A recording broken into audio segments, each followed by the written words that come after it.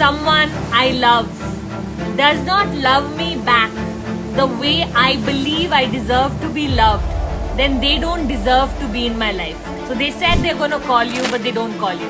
They said let's meet, but they don't meet. They said they're going to take you out, but they don't take you out. They are making continuously promises and then they're not keeping their promises. And if that's not happening, then you are just in a very, very ordinary relationship, compromising, adjusting, tolerating.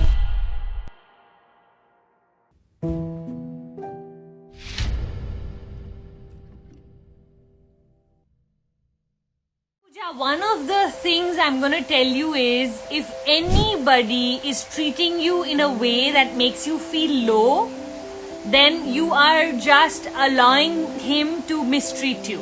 And there's going to be a day that's going to come where you're going to start to realize that, you know what, for too long you allowed others to take you for granted.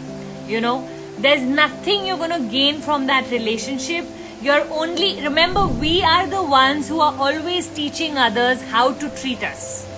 Okay, and I see so many people giving permission to other people to treat them lesser, just because they don't know how to do without that person, right? I think the most important journey for people like that is really the one where you start to fall in love with yourself enough to say, you know what, I love myself a little more than what I love this person, because you know what, I deserve better treatment. So highly, for everyone here, I mean, it's not just you. We have children who are dating people who may not be giving them the love and respect they deserve. We have marriage relationships where they may not be getting the love and respect they deserve. So I want to really from my heart tell you this. If someone I love does not love me back the way I believe I deserve to be loved, then they don't deserve to be in my life. Doesn't mean I will stop loving them, but what I do know is, on this journey of this particular lifetime, they don't know how to treat me, so they can't be a part of my life. And I'm going to ask all of you to work on your self-esteem long enough till you reach this place where you get comfortable in saying, either love me with the same extent that I love you. You know, it doesn't have to be the exact same way. The ways can be different, but the intention and extent has to be similar. Otherwise, you will always come away dissatisfied. You will depend on that entire relationship for the goodness that it had when it began. And you'll say, but the 10 years in the beginning or the 10 months in the beginning were gorgeous. I don't know now what's happened. Or you're just going to, you know what, over time lose your own self-esteem, because you're going to start to think this is normal. That him treating you this way is normal. And I really hope from my heart, we as women start to go, you know what, I deserve much better. So while you were amazing and I did love you, the reason I don't want to be with you is that at the end of it, I don't feel me when I'm with you. You know, and I think that is so important, that every time you're with someone and you love them, you should feel better about who you are.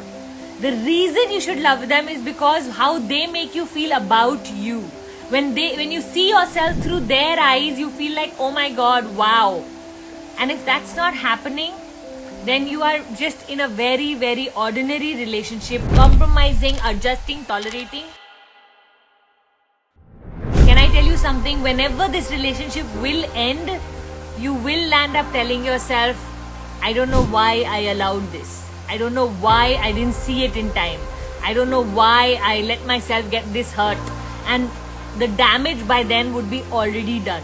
So I don't know if I can give you a solution to this, but I definitely know that the minute someone doesn't love you the way they're supposed to love you, or the way you think they should love you, give them 3 chances from that point. Okay? 3 chances to recover or repair whatever it is that they are doing wrong. So they said they're going to call you, but they don't call you. They said let's meet, but they don't meet. They said they're going to take you out, but they don't take you out. They are making continuously promises and then they're not keeping their promises. And you're going like, it's okay, doesn't matter, but he's so lovable, but at least when he speaks to me, he speaks to me nicely. Then just know this, he's just not that into you. Okay, he's gonna use you when he needs you, but he definitely has more options, and therefore you're just letting yourself be a second option. Don't be a second option in someone's life when they are your priority. So I hope this was helpful. It was just truly from my heart, because I'm seeing so many women giving people permission around them on how, by not setting boundaries, you know. And if we don't set boundaries, we're gonna land up getting badly damaged, and we're gonna think for a long time that that was normal. It's not normal. We've made it normal. So bless you, my sweetheart Puja. I don't know if this was helpful, but I really hope you start to tell yourself, I love myself a little more than that, and that guy doesn't deserve this side of me.